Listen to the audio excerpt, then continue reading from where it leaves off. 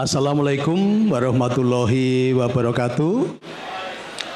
Salam sejahtera untuk kita semuanya. Om Swastiastu, Namo Buddhaya. Salam kebajikan dan semua makhluk yang ada di bumi berbahagia. Salam sehat berkelimpahan, sugih bareng, happy bareng, Nusantara Jaya. Bagaimana bermental kaya? Karena kaya itu dimulai dari pikiran. Kaya dimulai dari mindset. Oke. Kan gitu kan? Tapi banyak kaum agama juga mengajarkan pengajaran itu pengajaran orang kaya, tapi ternyata yang diakses kemiskinan. Contoh Mas Hendra ya, di kaum agama mengajarkan untuk kita berbagi, kita sedekah. Tapi pelajarannya apa? Kalau kamu berbagi, kalau kamu sedekah, nanti Tuhan gantikan kamu berlipat-lipat. Aksinya bagus, tetapi energi yang diakses itu energi kemiskinan. Kekurangan. Karena berbagi berharap ganti berlipat-lipat. Bahkan sampai ke keserakahan. Keserakahan, tamak, kemiskinan itu loh. Ingat-ingat ya, Tuhan tidak melihat aksimu, tetapi Tuhan melihat rasamu. Nah selama ini kaum agamawi mengajarkan tadi. Bahkan kalau kemarin ada yang bilang, Pak, kalau ngasih 1 diganti 700. Gila kamu ini. Tuhan aja kamu sogok. Ya kan?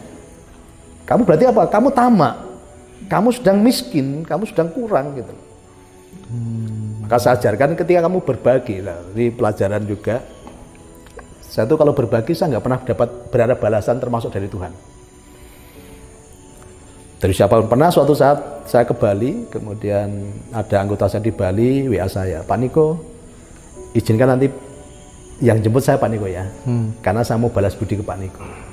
Nggak saya respon Mas Indra. Karena saya sudah melakukan semua ini, saya nggak pernah berharap balasan dari siapapun, termasuk dari Tuhan. Termasuk dari Tuhan? Ya, termasuk dari Tuhan. Gitu. Kenapa? Yang saya lakukan itu apa? Sebagai bentuk ucapan syukur. Karena Tuhan sudah berkahi saya berlimpah-limpah. Itu sudah menjadi kewajiban saya untuk bersyukur tadi, menyalurkan tadi, gitu loh. Iya. Maka saya nggak pernah berharap balasan dari siapapun. Nah, itu yang tadi orang mau balas diri itu ya tak respon. Gitu loh. Kalau dia ngomongnya, Pak, nanti saya jemput ya, sebagai bentuk ucapan syukur saya ke Pak Niko karena sudah mendampingi saya, beda lagi. Seorang spiritual itu seharusnya menjadi jawaban, bukan menjadi beban. Betul. Karena saya melihat sekarang ini yang orang-orang mengaku spiritual tapi bukan menjadi jawaban, tapi menjadi beban. Bener sih, bener. Kan logis gitu. Tuh. Nah, justru saya pengen, kalau kita seorang spiritualis, seharusnya kita memberi jawaban tadi, bukan menjadi beban. Nah, itu yang di tempat kami juga banyak spiritualis, bukan tanda kutip orang agamawi, kalau saya masih katakan orang agamawi.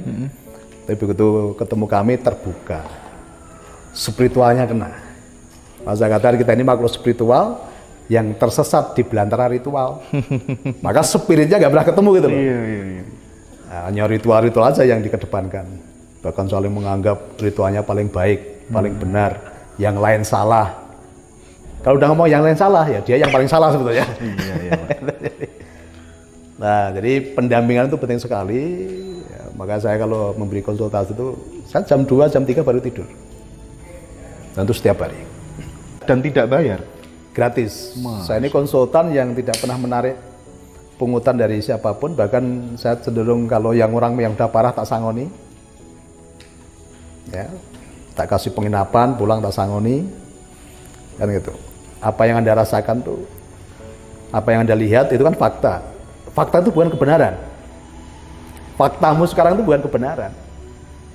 Tapi ketika kamu sudah belajar dan mulai menerima tadi, nanti kebenarannya sesungguhnya akan ditunjukkan oleh Tuhan. Karena hidup itu kan perjalanan Mas Hendra. Iya. Di dalam perjalanan itu ada pelajaran. Gitu loh.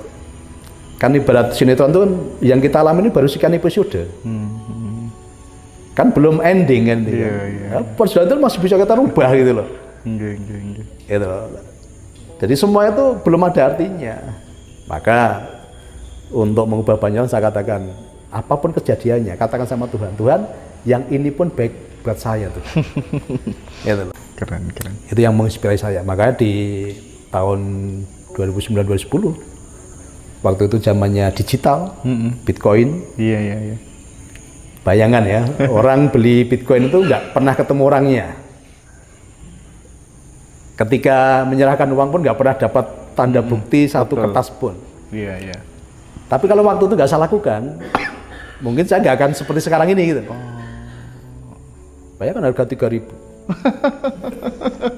Sekarang udah 1 miliar lebih sekarang. Iya, iya, iya. Tahun 2021 saya udah pernah jual satu koin 980 juta. Berapa ratus ribu persen yang terjadi. Maka tadi pemberani hidupnya akan selalu ketemu dengan namanya keajaiban. Tapi penakut tidak akan pernah ketemu dengan namanya keajaiban. Banyak orang bersyukur, terima kasih Pak Niko ya. Saya mendapatkan keajaiban. Karena apa? Setelah tidak melekat tadi loh, setelah melepas tadi. Nah kadang banyak orang itu barangnya udah nggak ada, masih melekat kok. Bagaimana Tuhan mau gantikan yang baru setelah ketika hatimu masih melekat dengan yang lama kan itu kan. Jadi hukumnya saya ajarkan sekarang apa? Ketika ada sesuatu yang pergi dari kita, yang baru pasti masuk. Kalau ada sesuatu yang keluar dari kita, yang baru pasti masuk. Uang juga begitu. Kalau kita menyalurkan, yang baru pasti masuk. Kalau kita menyalurkan, yang baru pasti masuk. Maka saya tidak setuju dengan menabung. Menabung itu artinya menahan. Menabung itu menahan. Menahan. Uang itu energi. Iya, iya. Energi nggak bisa ditahan. Bagaimana dengan investasi? Investasi menabur loh. Investasi itu kan menabur. Menabur. Iya. Menabur itu bahasa Inggrisnya investasi. Iya, iya, iya. Cuma maka di tempat saya rubah menabur karena gini Mas Indra. Kita ini sudah terlalu mental block ketika dengar kata-kata investasi. Benar. Maka di tempat saya, ya, kebetulan di saya itu kan ada lembaga keuangan juga. Tapi orang datang tuh kalau menyimpan di lembaga keuangan saya namanya menabur. Menabur ya? Ya. Karena apa? Saya menyadari ini banyak orang mental block ketika dengar kata investasi. Benar. Oh itu penipuan. Nah, penipuan. Udah mental block kan, menolak kan. Benar. Maka tak rubah, menabur. Kemudian saya kasih apa? Hukumnya jelas. Semesta ini kan bekerja dengan hukum-hukum. Dan hukumnya pasti. Kalau hukum negara, hukum ini bisa kita manipulasi. Tapi hukum semesta nggak bisa dimanipulasi. Hukumnya jelas, siapa menabur pasti menuai. Dan tuaian pasti lebih banyak daripada taburan. Itu hukum itu. Tapi karena kita selalu mendengar investasi, ya, tambah apa, investasi bodong dan lain-lain itu kan. Banyak orang ketika dengan investasi sudah menolak dulu. Maka tak rubah dengan bahasa yang sederhana, menabur. Menabur. Dan itu dampaknya luar biasa Mas Indra. Justru orang kaya itu karena menabur. Bukan karena menabung. Nggak ada orang menabung jadi kaya. Menabung ya. Apalagi orang menabung doanya pada elek, pada jelek tuh. Nabung untuk apa? Untuk jaga-jaga. Khawatir kan berarti? Khawatir kan? Jaga nih barang yang jelek kan? Maka saya melihat tadi ketika orang menabung udah ngumpul banyak, karena untuk jaga-jaga, yang datang apa? Jaga nih temennya yang sambat, saudaranya yang sambat. Jaga nih orang sambat. Betul. Harus ngomong nggak punya uang nggak enak, tapi kalau dipinjemi kok pulangnya ngejak padu kan itu. Kemudian nabung lagi untuk jaga-jaga, begitu ngumpul banyak, ada kawan deket, saudara, nawari sesuatu bisnis, ternyata zong, jagani penipu. Nabung lagi, udah ngumpul banyak lagi, karena untuk jaga-jaga, ada musibah, jagani musibah. Nabung lagi, udah ngumpul banyak, karena untuk jaga-jaga, ada anggota keluarga masuk rumah sakit, jagani biaya rumah sakit. Nabungnya doanya udah jelek kok. Tapi semesta mengajarkan kita tentang menabur, tentang investasi. Orang kaya semua investasi. Investasi. Ya.